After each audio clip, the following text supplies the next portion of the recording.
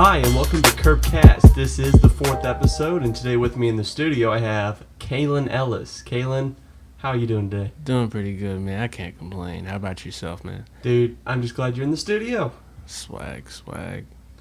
Alright, so for people who don't know who Kaelin Ellis is, or KE is the big logo, Kaelin is a big-time producer in today's music, and especially expressing the new type of music today. Is that correct? Oh, yeah. The weird side of music now, if you want to call it that. What is the type of name for your type of music? Does it even have one yet? Man, I want to go as far as saying, like, experimental and electronic, but at this particular moment, I'm just in between different genres, and it's so weird, you know. I really can't explain the genres for it. It's just like, if I could best describe it, music that has a certain element of mood and feeling to it. So, all right, well, it's quite a statement. I know I'm getting pretty into it. Like, it's just this really, like, right about it, it's strange and weird, but it's experimental, and it's really neat. Yeah, I'm enjoying it, and I just got into it. Thanks, man. All right, so for people out there, you have been producing for how long? Technically, I've been producing for about a good 10 years. 10 years. 10 years since I was like, I started when I was around like 5 years old. I remember my dad hooked me up with an old program called MTV Music Generator, and that program had every sound. And like on the Windows computers, they had it where you can like hit the different sounds across all the keypads, and like it was multiple sounds, drums, vocal samples, you name it. And I just stayed on it for hours, and that's just kind of how I got my start for that. It glued you in there right there, huh? Yeah, it was weird because I was more into the whole sports thing, but it was like, let's try something new, you know. And then here you are, and you're just like, well, okay, I'm actually pretty good at it. Yeah. Okay, cool. So your dad, was he a big music junkie as well? Or? Oh yeah, he before I got started in the music thing, he was in the music business with his brother. He tried to, he came up with it was a group he started, and he didn't really get off to a big lift with it, but it was a group called SWAS, and it was him, it was his brother, and I'm guessing it was probably a few other people, and he pretty much wrote songs. Like he was like in a Journey, he was in a AC/DC, Led Zeppelin. Titles. Oh yeah, he used to listen to a whole bunch of different type of rock music, and he's got good taste. Oh yeah, he's and Freddie Mercury was one big influence from him too. So yeah, hey, Freddie, pretty good guy. Oh Loves yeah, stuff. Oh yeah. So I guess you could say that your musical interest came from your pop then. Yeah, it's a little. It's weird to explain it because, like, my dad kind of introduced me to all the different types of music, but, like, overall, like, on my dad's side of my family, everybody has, like, some sort of musical talent. Like, my grandmother... Oh, really? Yeah. My grandmother was on a old gospel record label. They had, like, full of legends. It was, like, Savoy Malico Records, where it had, like, all the original top gospel artists over the past, like, 30, 40 years. My grandmother was a part of that before her throat went out, and she eventually became a evangelist. She's a pastor now, as well as my great granddad. So. Oh wow. Yeah. That's like, sounds really adventurous. Like, that's pretty neat. Yeah, and it's crazy because like I talk with them every so often. They're always like, they'll show like rare flashes like when they were young and stuff. Like my dad will hit a crazy high note. Like, where did that come from? You know. All right. Yeah. Dope, dude. So basically, everybody in the family has got some music in them, right? Yeah, dude, that's awesome, man. Yeah, it's pretty crazy, man. Pretty much half of my family have music with them. Either they can play the piano or sing. That's usually where it is in my fam. And the other ones, you know, just like you said, all about sports. Yeah. Okay, cool, dude.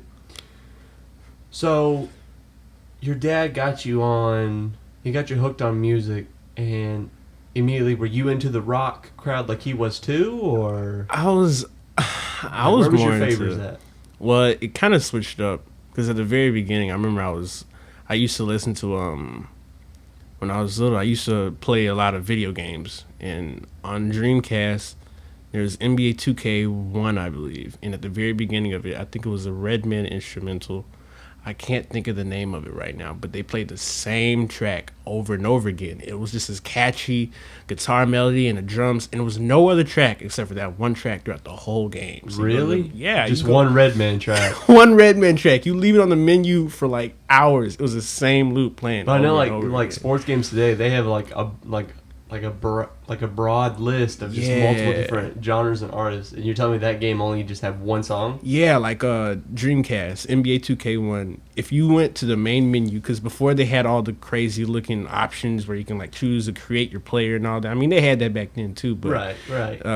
When you could like go to the menu, it would play the one song over and over again. I think it was an endless loop, dude. So. Wow. How long of a loop? Like, we talking like 5 seconds or like a 3 minutes? It was, I would say, probably a good minute and 5 seconds, and it would loop for an hour and a half. They don't stop. I wonder how they went on Redman about that. They're like, hey, we heard your stuff is fire. If you could just make us one little catchy song just for the menu, that'd be awesome. Yeah, I got it. Yeah. I'm sure that's how it went. Yeah, it was and from what I know is the actual track, if someone people have probably ran into it, they took it from an old like French 70s movie, and like it was the original like dun dun dun dun dun dun dun dun dun dun dun dun. If I could find the name of it, I would legit like play it as my ringtone. Like it was that catchy. I still think about it every day too. So. Something tells me you'll be on the internet tonight looking it up. Oh yeah, definitely. All right, cool. So, I guess speaking of that type of artist, who do you, and your genre right that is just it's a whole nother level. But who are your artists that you take in favor for? You know, who's your favorites? My favorites at the moment, or like. At the time, at the moment. I mean, I know it can change all the time. Yeah. Who do you want to share? Man, I've collaborated with a few guys that I listen to a lot, and like they've one guy is Kazal Organism. He's kind of like taught me the whole thing with how like chord structures and pretty much basing your experiences that you kind of like go through within life, put that within music, and been learning that from Kazal. He's like a brother to me, but I've never met the guy before. Cause I talk with him as much as I can. You know? So you guys collaborate all the time, but you don't even know what the dude looks like. I know what he looks like a little bit through Facebook pictures. You know, right? I've Skyped with him multiple times, collaborated with him, but never met. Never face to face. Never face to face. Yeah. How much stuff is out there from you and him together? I remember we collaborated on a few tracks that are on my SoundCloud. One, The Sons of the Father, he attributed on. We both collaborated on that one, and it was that track. We actually had a couple tracks that we're gonna, because we're working on an EP right now for release, probably coming out later on this year, depending on the circumstances. But yeah, we work all the time. It's kind of like I send him stuff, he sometimes send me stuff. It's kind of like a back and forth thing. That's pretty cool. Yeah. Is he the same type and style as you, or did you warp from him? It's weird because like we kind of like went through this phase where like his sound was evolving and my sound was kind of evolving, and like we would like trade methods of how to like create certain types of tracks, and like how you get this type of sound, or like how you get this to make it sound like this. And it's kind of like a weird discovery process working with him, and it's crazy, man. You're slowly just finding out what you can do from what he's rubbing off, huh? Yeah. It's like a little bit of him rubbing off of me, I'm rubbing off of him. We're kind of just back and forth, just bouncing off each other. Okay, cool. Yeah. Well, I do know that on your SoundCloud, you got a bit of content that is pretty entertaining. I like it. I'll be sure to share that in the description for it so people can check it out. Faux shizzle. So I guess a big question is, where are you from? Where am I from? I am from I'm from a small town in Florida called Lakeland, Florida, but majority of my family is from a smaller place than that, Plant City. You know, Plant City. Plant City, literally Plant and then city. City. Yeah, Plant City, Florida. That's a name. Is there? I guess I should ask. Is there a lot of plants there? Oh yeah. Matter of fact, the Strawberry Festival. Oh Yeah, they had. that sounds yummy. Yeah, they had. What was it? I remember it was a few years back. I didn't go with my family, but I heard it was Billy Ray Cyrus and a few other country people. I think Rascal Flatts was out there as well too. No way. Yeah. They go out there every so often to the Strawberry Festival. So they get decent titles. Yeah, That's good. I enjoy festivals, man. At the Strawberry Fields, let me guess, is it more like would there be Ferris wheels and rides, or is it just all about eating and entertainment? They got a little bit of both. They have. I remember they had this. What's the name of the wheel? Where like it's not like a Ferris wheel, but it's like you go inside the wheel. It's like a giant wall. You stay on the wall and it spins like crazy. Oh yeah, those are awesome. Where I'm from, because every ride has their own name. Yeah. But like the Cyclone or something that had the word 3000 in it. I know what you mean. All you do is stand, and the G-force just makes you just stand there. But, and you get like super lightheaded at the end. Your face is stretched out when you come off. Oh man, yeah. It looks like you just took off in a space shuttle. Oh man, I could only go. I remember I had my sister used to go on that from a lot of experiences on that. I couldn't get on that no more than once. You can only ride it so many times. So many times. Roller coasters are the bomb, but that stuff uses like legit G-force on you, like it's spinning that fast. If you were outside of it and you touched it, you'd fly. If you tried to hang on to it. You'd be gone. You'd be gone. Crazy, dude. Really crazy. Well, I gotta see the Strawberry Festival, Plant City. How far away is that from Orlando? From Orlando, I say probably a good 2 to 3 hours away from here. All right. Yeah. And you're saying it's a small town? Small town. It's like you have Plant City, and the way it goes is it kind of like morphs to another city, and you don't hit because usually you go from one city, you see the sign that pops up, hey, this is a welcome to so and so. It's more like Plant City, and then you kind of like, wait a minute, where did we just go? Oh, you're in Lakeland now. Wait a minute, what? Like I was just back at home. Yeah. Before you know it, boom, you're in a whole different town, son. Yeah, man. It's pretty crazy. I know Ray Lewis is from Lakeland because Kathleen High School. Oh yeah. Yeah, he went to Kathleen. Cool. Yeah. My whole life I've grown up in small towns, and there's something to really appreciate when it comes to, I think, not even just, I was almost going to say the country, but I think everywhere there's just small towns, and you're your own community. I appreciate it. I like it. Oh, definitely. Okay, so Plant City, and you're up here in Orlando, and you're a Full Sail student. What major are you in? What major I'm in? I'm recording arts, man. Recording arts. Yeah. Have you ever worked with studios before? I've had a little bit of experience with studios. Not like professional studios, but like probably like home studios where everybody already has their stuff there, but it's not like up there on a certain level. Yeah. But it's kind of like getting there, But that's as high as it gets with my experience levels when it comes to that. So out of all the majors that you could pick from Full Sail, why RA?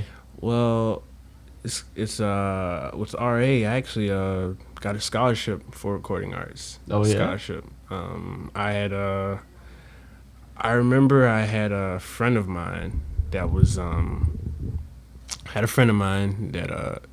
used to live by in Lakeland, and they actually worked at Full Sail for a little bit, and my mom had hooked me up, had a hookup like, yo, we gotta try and get you scholarship money, because college ain't cheap. Yeah, no kidding. So we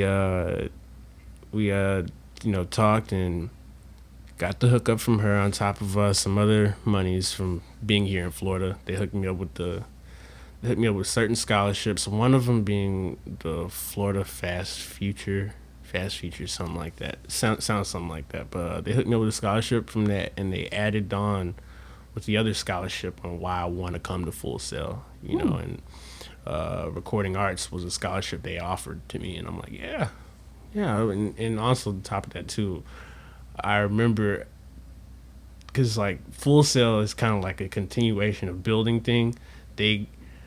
I remember I was like 10 years old, and my sister wanted to come to Full Sail, and it was before they built everything else around the campus, and so it was still starting up. Yeah. It was probably like 2005, 2004. Okay. And for my sister, you know, at the time, she wanted to look at Full Sail, and I'm going around these buildings. I see the drums mic'd up. I see the studio. They had this I saw a grand piano that was professionally mic'd. I'm like, yo, I gotta be professional status. Yeah.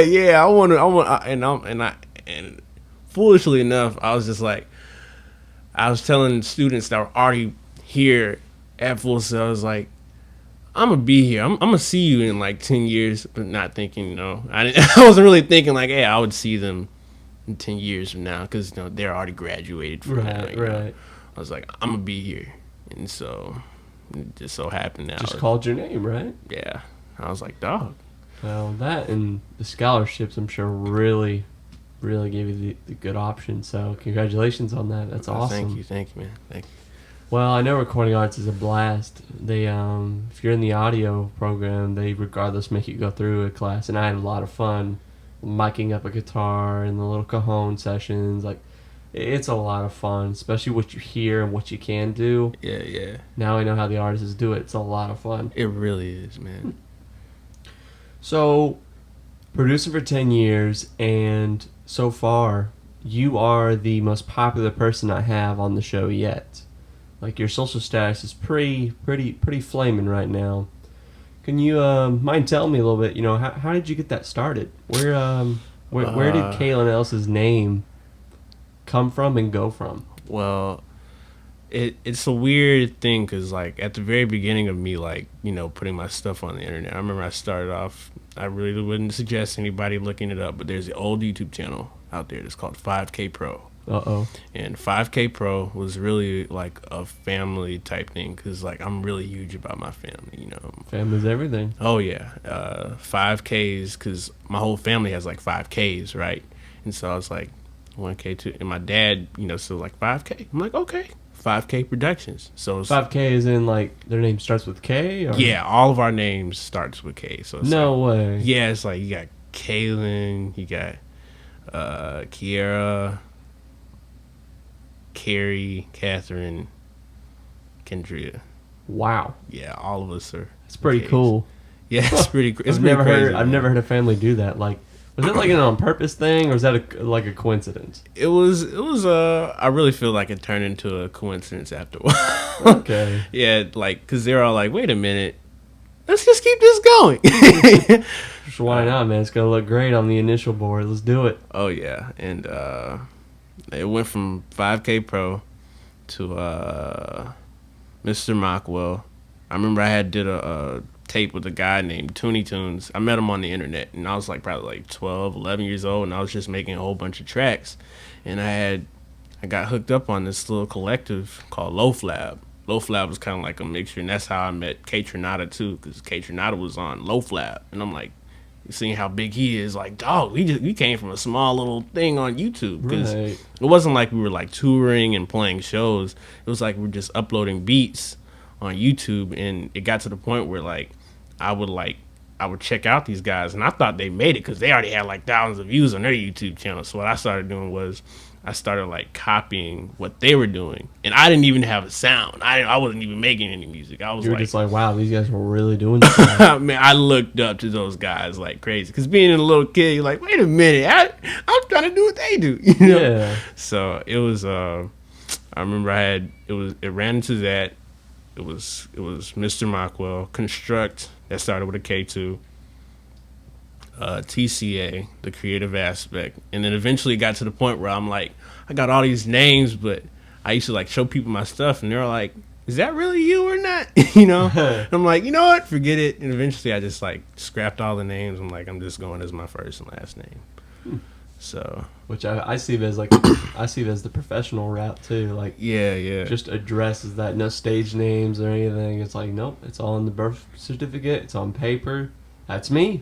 Sticking with it. Is there any other Kaelin Ellis out there that have gotten in the way when it comes to like looking you up and such? No, not that I know of right now. I've actually met. Crazy thing is, I actually met a Kaelin Ellis that's like a Alaskan student. He's in Alaska, and he hit me up on my Facebook page. And he was like repping for the Kaelin Ellis everywhere, and I'm like, oh, hey, I'm my little brother. Yeah. All right. It was crazy. What's kind of funny is he looked like a 16-year-old Matthew McConaughey. So I was like, I'm like, Kaelin, in the same spelling, same last name. Really? But it was crazy. It was pretty crazy. Oh, Matthew McConaughey's offspring, I guess, is a really special person. Then. Oh yeah. Way to go, Kaelin Ellis. Yeah. Cool, dude. Yeah. So, you just put stuff on the internet, and people were just picking it up left and right, and then you were just meeting people who had bigger titles bigger than other people. Yeah. Did they just spread your stuff all around? Or? Yeah, it was because one thing we used to do is because that's when I started meeting up with guys that I idolized at a particular point in my life when I was like probably 13. It was 3 guys. It was K Trinata, Tech, and another dude named Munoz. And Munoz, same age as me. I think he's a little older than me. But those guys, Tech Lund and K Trinata, they're on the label that I'm affiliated with at the moment. And I remember we used to do like beat battles. So I remember there'd be a K Trinata and Tech Lund beat battle. And it was always going down every Friday. It was just beats? It was just beats, and then like it would be like one person would call somebody out in a beat battle. Let's say, for instance, K Trinata would call me out in a beat battle. Okay, he sent me a beat. I sent him a beat. We put the beats together, and let the people who listen to our music just judge off of that. And that was back before YouTube used to take music down off of YouTube for copyright and all that. It sounds like fun though. Oh yeah, it was all. I was always looking forward to coming home from school on a Friday just to upload a beat on YouTube. So you would do it often. Then. Often, man, as often as possible. What website would you guys do that? It was actually YouTube. Oh, okay. So it was like before YouTube got all bought out by Google and whatnot, and that's how it kind of started. And eventually I was like, I'm gonna drop a project. So all the beats that I would like try and use for a beat battle, I put into one project, and one project turned to the next, and guys would actually give me tips and pointers on how to like make certain tracks, and I would pick up by listening, and eventually it just progressed. So okay, I'm really jealous. Like that's super cool. Like, you just turn it into a game, but that's such a good way to like get your content out there. I wonder if people still do that today. You and him were just buddies, right? Like, did he make up that game, or did you both? It was because I know guys like I know guys that used to be all into beat battles, because beat battles used to be a really big thing back then, but now it's kind of like it's a little different now. We got there's a producer named Ninth Wonder, and Ninth Wonder has produced some of the biggest hip hop hits over the past 10 years. Besides Pete Rock and another guy named Jay Dilla, God rest his soul. And if you have a track that sounds as hard hitting as Ninth Wonder's track, you're gonna win the beat battle. It's not like a producer's creativity. The more creative you are, that means you possibly might win the beat battle. But it's not the same anymore. It's kind of like what goes harder the most and sounds like this person, they win. And that's kind of like what it was. And I remember what was it? It was a thing called Red Bull Beat Battle. They used to legit have contests all across the United States. It was Chicago, Los Angeles. I remember Los Angeles was the final place that you could get, and all you had to do is make beats for a whole entire week. You play them in front of people. It's just you and that person. Wow. That sounds like a lot of fun. But I bet tons of people did it too. All you had to do, I guess, the fact that it's on an on-tour thing, that's neat. Do you still contribute into these beat battles today, or you got your hands full? My stance on beat battles now is a little. I don't really contribute that because I'm more of a person that just likes the creativity of a lot of different music producers now. Like I try to feed the creativity from other people and how I can absorb from other people too. So it's more like it went from being creative to more of a contest, rather than just saying, oh, let's just enjoy the music. It's like, oh, I want to get that dollar. Get out my way. So even though that was like the main thing of the contest, it wasn't about the music anymore. So I don't really go for the whole beat battle thing anymore. Hey, respect that. I got you. Okay, very neat. Yeah. Well, when it comes to contribution, you're a big key in that. Like you love collaborating with people, right? Yeah. Oh yeah. Yeah. Definitely. Are you collaborating with anybody right now at the moment? I'm definitely collaborating with a lot of people. I'm actually trying to get in collaboration connections with what you call it. Well, I can't say his name. I don't know. I'm trying to get in context with this person. I'm working with another guy, Urkel Hansen. Urkel Hansen, yeah. Oh yeah, he's been playing a huge part in my development here. And I'm also collaborating with Kazal Organism. I've worked with a decent amount of people right now, and this whole experimental thing on my SoundCloud. I'm trying to work with another guy named Harris Cole, and he's also going to be performing at the Euphoria Fest. Well, I'm trying to collaborate with him, work with him at the moment.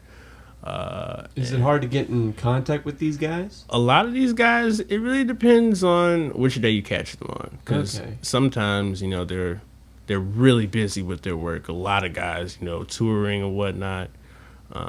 But yeah, they're pretty cool. They're pretty cool to hit up every so often, especially on a good day. Like, can't hit them up on like a Tuesday or something like that, So when they're around their computer, I guess is okay. I got it there. Yeah. Huh, interesting.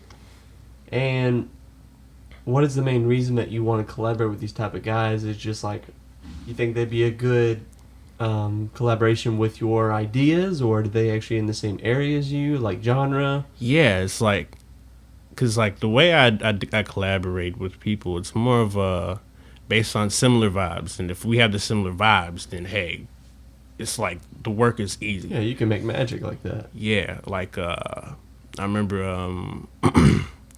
I was hanging with Urkel Hansen one day, and, like, I remember he was messing with the vocoder. And the weird thing is, I don't really, like, check out music for face value. I usually look into whatever I'm like, working with, and he had used a part in the vocoder. I'm like, wait a minute, this is dope. And so he played the chorus, and I was like, wait a minute. And so I kind of treat it like a jam session every time I you were collaborate. Seeing what he had. Yeah. And so when he started creating something, it made me think of certain things. Like, wait a minute, let me try this little idea out, and we laid it out, and turned out to be pretty freaking dope. Because it was like a pretty dope connection, especially with collaborating. Well, jams are always fun, especially like when I'm jamming. I always try to figure out maybe this could be a song, because this sounds really good. I like it. It's fun playing. Maybe this could actually be something. Oh yeah. So I can relate to that. I know what you're talking about. So let's talk about content. You were talking about your SoundCloud about a minute ago. How much stuff are we talking when it comes to SoundCloud? How much stuff is on there? I'd have to say probably about 50 tracks deep right now. 50 tracks. 50 tracks deep, not including that Dust to Ashes mix I had made. Not including that. That's like just 20 minutes straight, Yeah. But like it's probably 50 tracks. Is that Ashes? Is that like one song, or is that multiple pieces into a? Yeah, it's like a weird compilation of music that I had created over the course of like 2015, 2014. And I kind of like worked on ideas, and I was like, maybe I should finish this or just leave it as is. And I'm still working on those ideas too. But yeah, it's just like a weird compilation mixtape put into a mix. So yeah. Okay, cool. Well, I'll definitely have to give that a listen. I'm sure other people would love to hear that out. Like, on that type of stuff, what is like the one thing you're proud of? Like, I guess maybe I'm trying to ask, what track you really proud of that you did? One track, cause it's kind of difficult because I have my own kind of like special moments with each track, cause like each track to me is kind of like if I could freeze frame a moment within a certain part of my life, and I could just put it into a track, it's kind of like it just stands out for me, you know.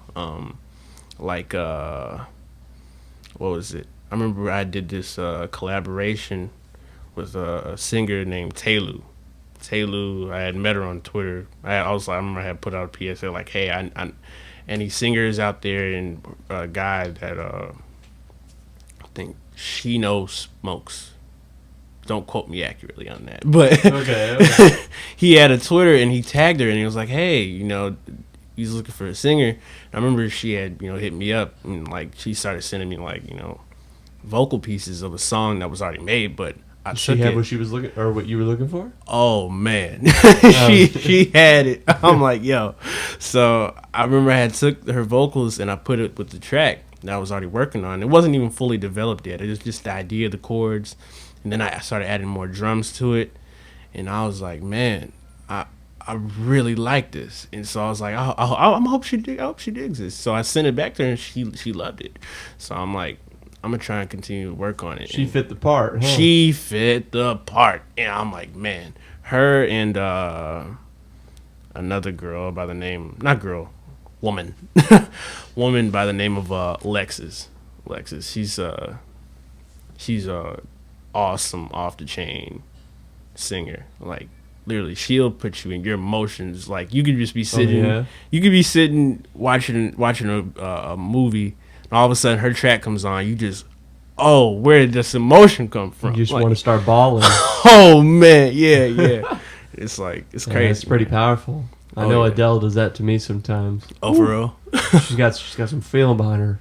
Yeah. She could lead a movement with that voice. Oh yeah, definitely. Right, so vocals, those women's vocals, like that, was that like, that's a big major key to you? Oh, that's yeah. what really made you appreciate the work you did. Yeah, it's like if you can get, cause the way I have my ideas set up, if I can get somebody else to like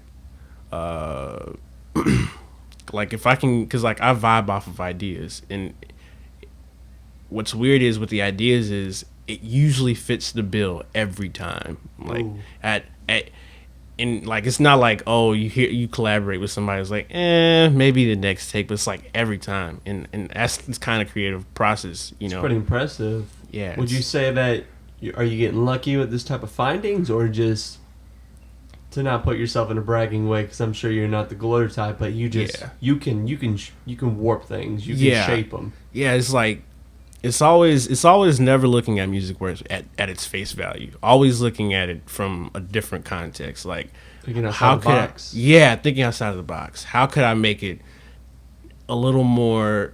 How can I stretch this out to make it sound different than the original? Yeah. And so that's what stands out to me. Well, that's pretty cool. Huh. So if I gave you any type of piece, you could really flip it upside down. I vibe off the creativity, because like it's weird with the process that I have, because like it goes on a continuous flow. Like I could hear something and I'll just mess around, stretch it, make it sound weird. Hence experimenting with experimenting. Yeah. Cool. Well, I'm pretty keen on that. It's pretty neat. Now, I got news that you actually have a gig. You're actually going to play live here soon. Is that true? Yeah, that is true. You want to give us little details about that? South by Southwest. It's going to be at the Ethics Music Lounge. And I haven't had a set time yet, but it's gonna be probably around 2 p.m. on down. So When is it? It's April 14th, not April 14th. This month. This month, the 14th. On the 14th. March yeah, 14th. March Okay, 14th. cool. So how do you play live?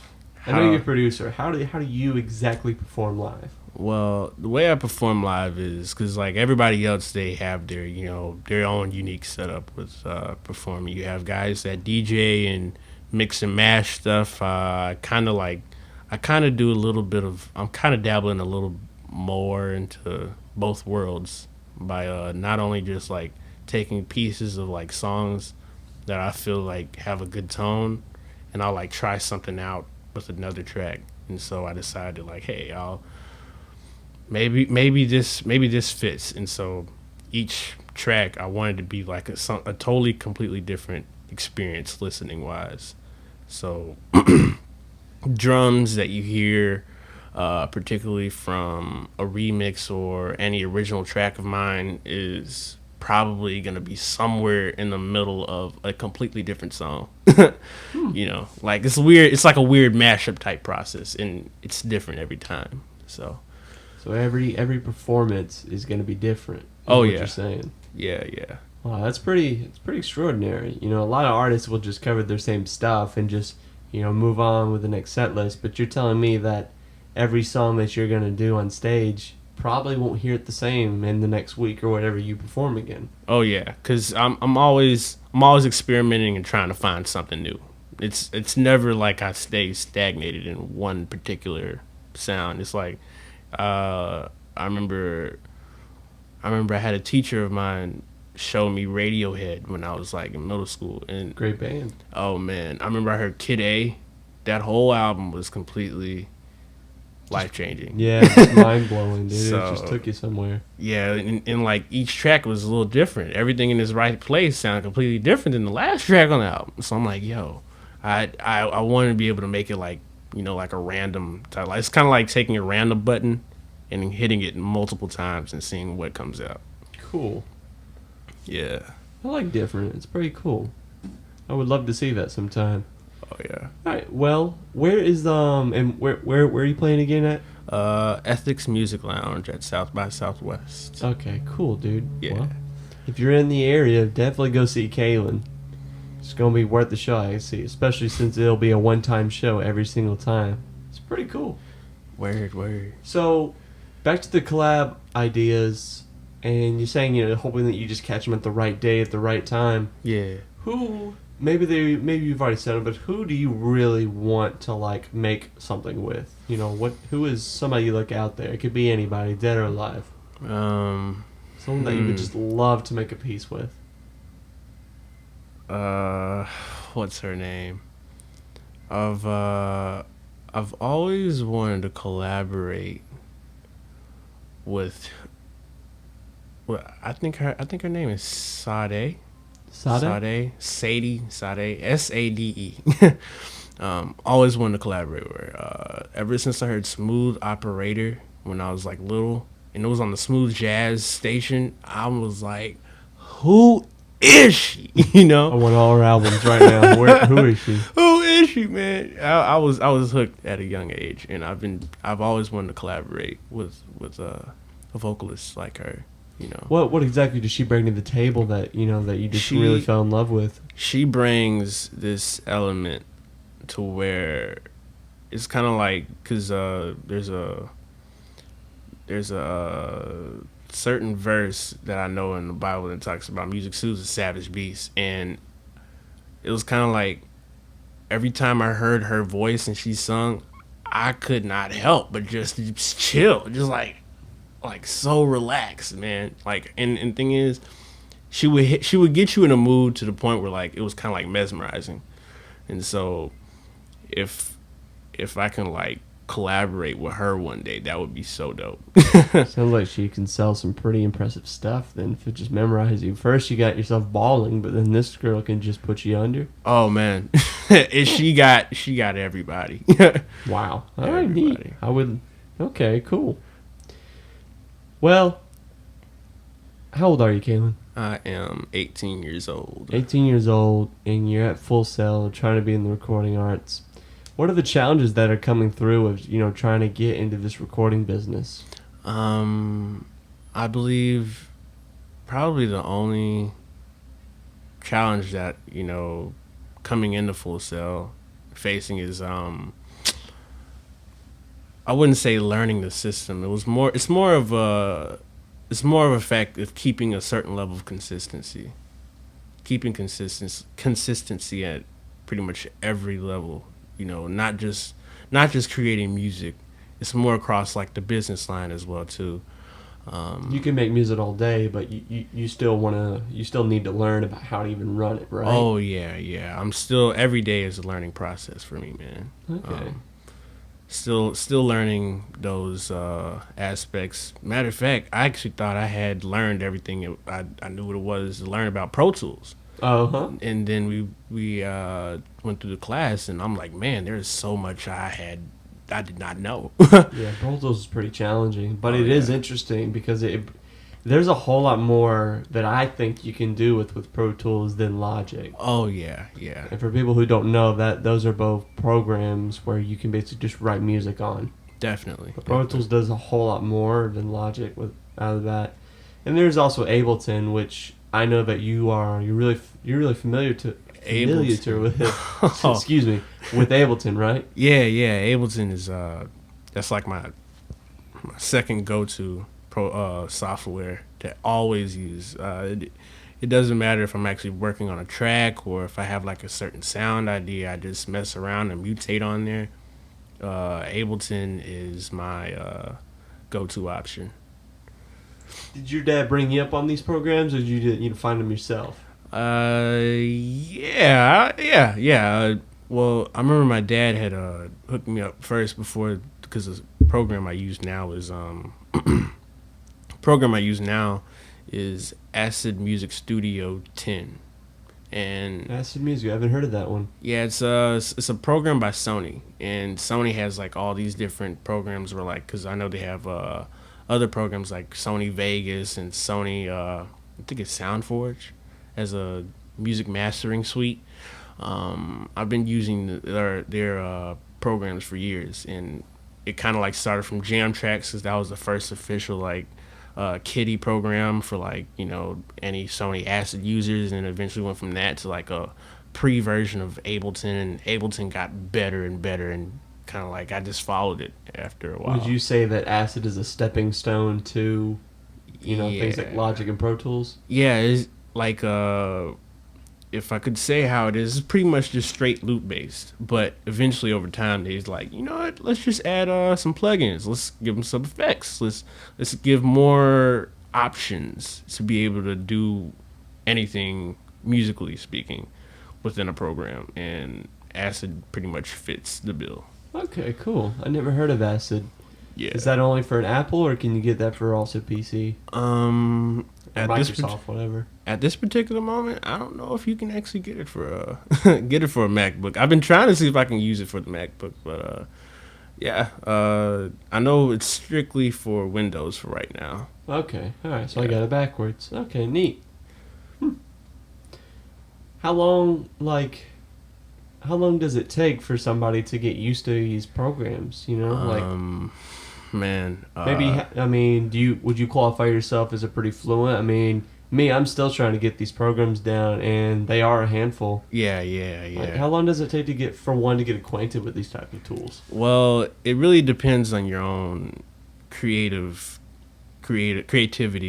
I know with certain people, Ableton is the best software to use because if you want to lay down an idea, it's literally like right there. But with Acid, it was kind of like I used to just come home from school every day, and I used to just click on it and literally learn each part. Like I'd be like, wait a minute, so that did this, okay. And sometimes like you went through the whole books. Yeah, I would literally go through the manual and just like check it out. But it was kind of like an everyday process, and probably And still to this day, I am still learning the program because there's still some functions on the keyboard, and I hit it every time, and I don't even know what I just did. Like, Just accidentally hit, oh, what?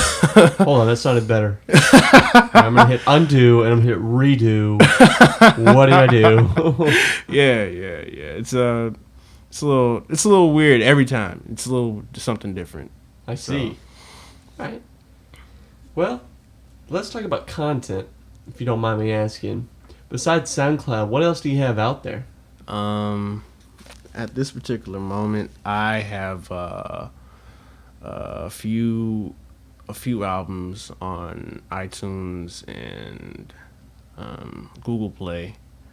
They came out a couple of years back. I'd say around 2012 and 2013.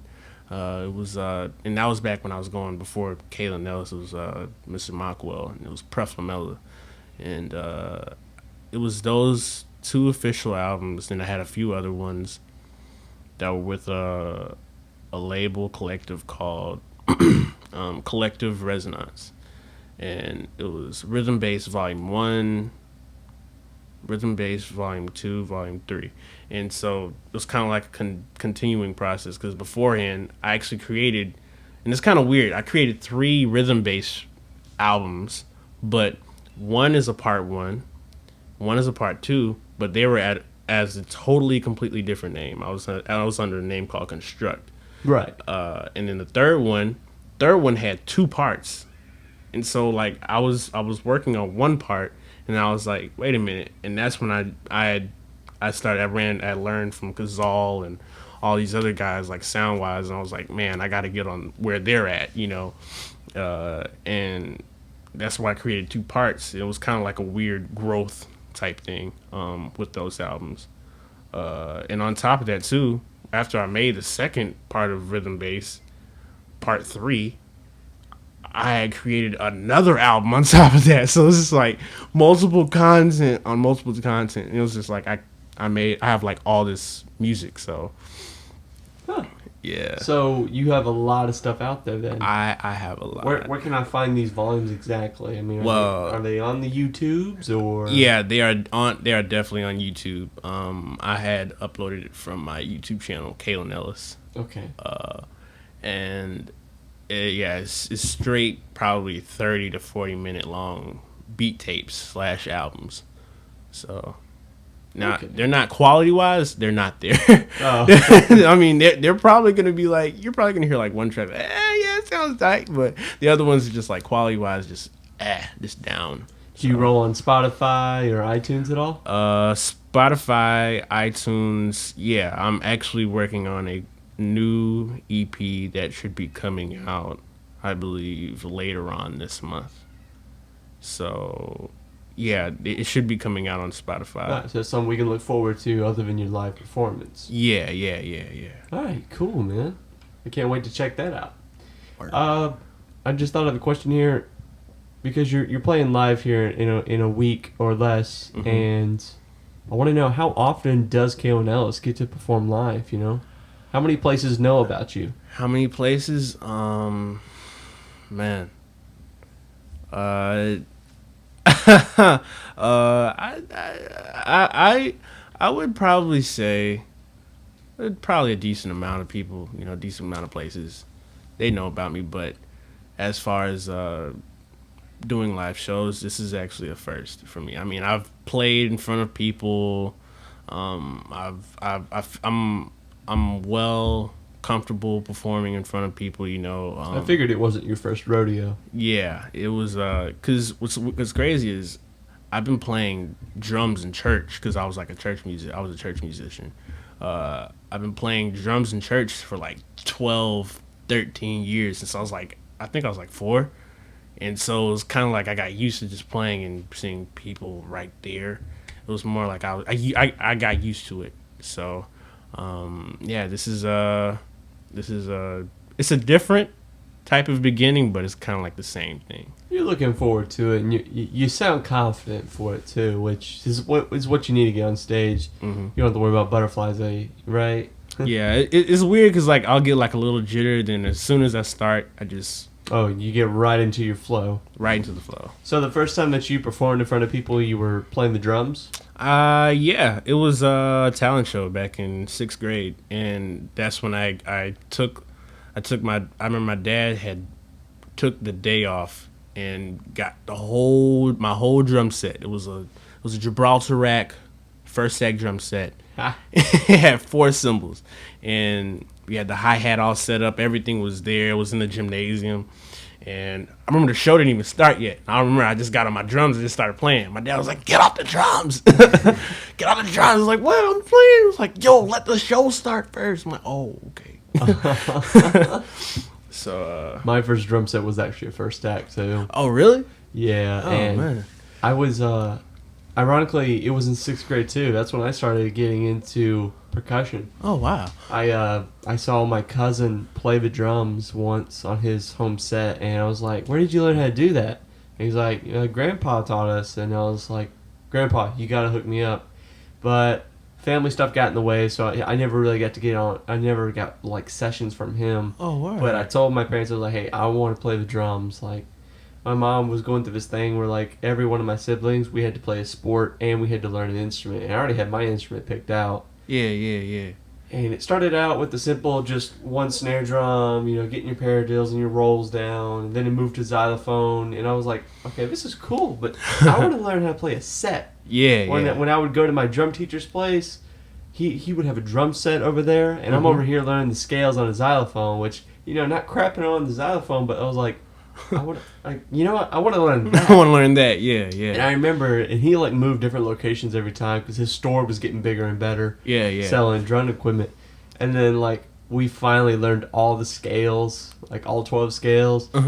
And then he's like, "Oh, okay, that's about everything I can teach you when it comes to xylophone. Hey, you want to play the drum set?" I was like, "I'll be honest with you. That was the first thing I wanted to learn about a year ago when you put me on here." And he was like, "Oh, well, hell, let's get on it. Let's drop right away." And finally, I got to learn my basics. And when I told them that, "Hey, I'm actually learning how to play the drum set," like they got me a drum set. I believe it was for either my birthday or Christmas, but it was a first stack drum set. I remember it was like black and white with stars on it. Oh, really? Like the stars were like grayish. It had a really cheap and kiddie design, but I didn't care. Today, comparing it to my drum set, it was a piece of crap. The cymbals were just like sounded like can opener lids. Oh, man. But I had a blast, and I was learning my way. And then my dad was like, "Let me try it." And I went into the kitchen to get something, and I come back, and I can see on my dad's face something's not right. Yeah. Dude busted the head of the bass drum with the bass drum mallet. Oh my god! He went so hard on the bass drum. I was like, I didn't think that was supposed to happen. And then we looked it up. First act is cheap, real cheap. Oh yeah, that's why it was. That's why I guess the word first act is first act. Everybody's guitar or violin has to have first act on it. Oh man, yeah. What's crazy is the biggest secret with first act is they use like cheapest of cheap. So my dad figured out the best way to do it is take all the heads, all the cymbals, replace it all. So the frame's the only thing that's worth it. Frames, if you want to get a little creative with it, you could take the frames and repaint them, change them up however you want it to look. Sounds like to me, just don't buy a first act set. Just don't buy a first act set. Just stay away from first act. But if you do want to start out, I recommend that. If you got a kid or a nephew or just somebody and if you're able to do it, get them like $100 drum set. Oh, or $100 guitar. Let them start out on something. If it breaks, which I think it is going to, at the end of it, no harm really done. But that's just to give him a good GIF. Yeah. My last person on here, Carlos, his parents got him like a little guitar when he was learning how to. It ran on batteries. Oh, really? Yeah. Oh, wow. But you have to start somewhere with your little equipment. Yeah, definitely. All right, well, we got a little bit of time left before we sign off, and I think I got one more question here for you, which, by the way, congratulations for the performance. I may be able to attend. If not, congratulations. Word. But I think one more question before we sign off. What are some advice that you could, give to people that are listening out there? maybe people that are trying to get into producing game? Well, I would definitely say, don't copy to try and get attention. Never copy because that Copy is another artist. yeah, like copying, and there's a difference between like copying and like being influenced by a certain artist. Like this particular age, I'm noticing that history really repeats itself because I remember at one particular time, Jay Dilla was making music before he passed away in 2006. Back in February, he passed away in February. He created like a certain element of music where he wanted to put his feelings into hip hop beats, and at the time, nobody was really doing that with beats. And after he passed away, there was a lot of people that would legit just jack his sounds, and it went from Jay Dilla to Flying Lotus years later, and I know people that copied him, but eventually they eventually got to their own sound, and just what I would say is listen to who you like, but if you try and do your own thing, don't listen to anything at all. Because like, if you have your influences, you build up your influences, but you don't listen to the track per se, it opens up a completely different aspect within creating music. That's when you start to discover different styles that are suitable for you, and that's eventually when you find your sound. But as for saying guys who just straight up jack people's sounds, because there's a lot of jacksters out there. There's a lot of Skeletor hackers out Hackers, there. Yeah. Hacking, Mr. Hacker down the Mr. street. Hack down the street. Yeah. There's a lot of them, but just be influenced, stay creative, and just staying. And thing is, don't get too comfortable. Complacency is never a good thing. So, right. Yeah, that's the advice I give. All right. Well, Kaelin, thank you, man. That's awesome. I'm sure that's gonna go real far in the ears of the others, man. Thank you very much for being on the show, Kaelin. Word, it's a blessing. All right. Well, that was KirbKast. I appreciate you guys listening in. Kaelin Ellis's new content will be out soon. Check out his SoundCloud, his YouTube. I'll put all that in the link in the description. Congratulations again for the live performance, and I hope everything goes well, man. All right? For sure. All right. Thanks for coming, and thank you for tuning in. This is Kirby signing off.